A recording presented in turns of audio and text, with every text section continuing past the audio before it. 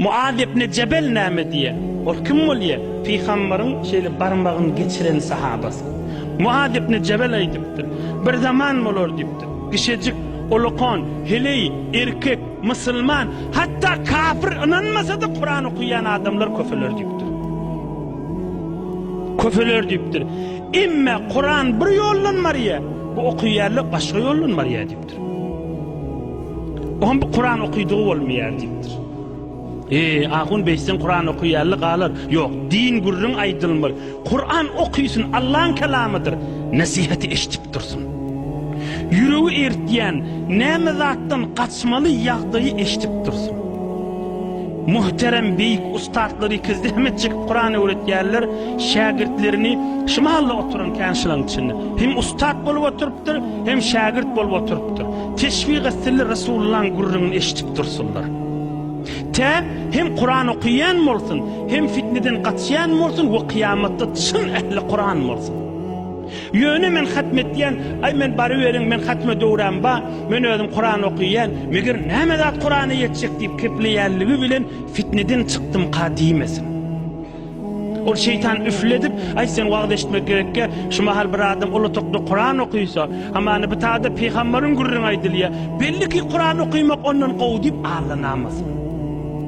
Kur'an'ın manzi, Kur'an'ın manası, cemaatla sahabalar var, Resulullah'ın şagirtleri. Ya bir sure ya iki sure bilýärmişdik da köpsü.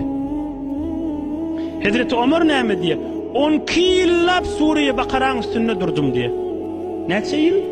12 yıl fakat 3 paranın içinde durdum diye. Neçe yıl? 12 yıllap fakat Suriye Bakara okuyup geldim diye. İçinin manasına amel edecek bulup.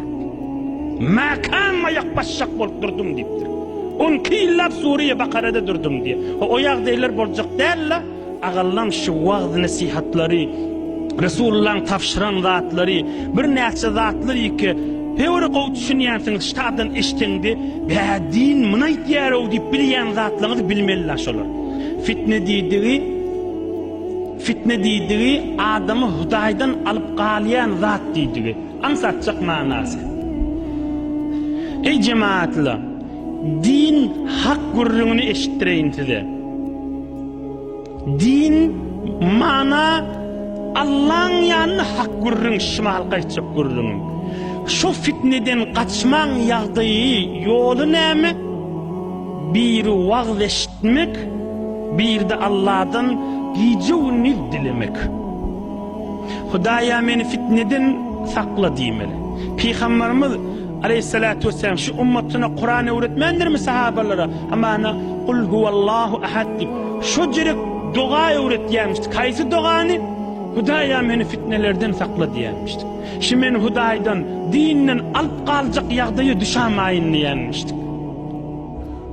Bir hayır dua etmek, bir de wagt nasihat eşitmek.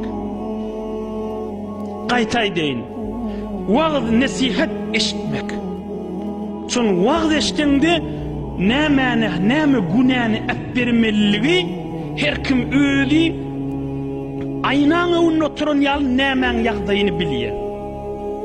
Yani näme aýtjak bolýan diýsene, yani işi. Bir adam günni Kur'an-ı Kerim 2 para, 3 para, 5 para hatmetse de o fitneden kaçıp billim qadimesin. Gaýtaý deyin. Günni 1 para, günni 10 para, günni 20 para Kur'an okuyanına şu fitneden kaçıp billim qadimesin. Din manasını aýdyp durandyryň. Onu hatsan hen Kur'an Allah'ın kelamı. Şonun içindeki haramından kaçacak diýip fikrine bağ olmalı.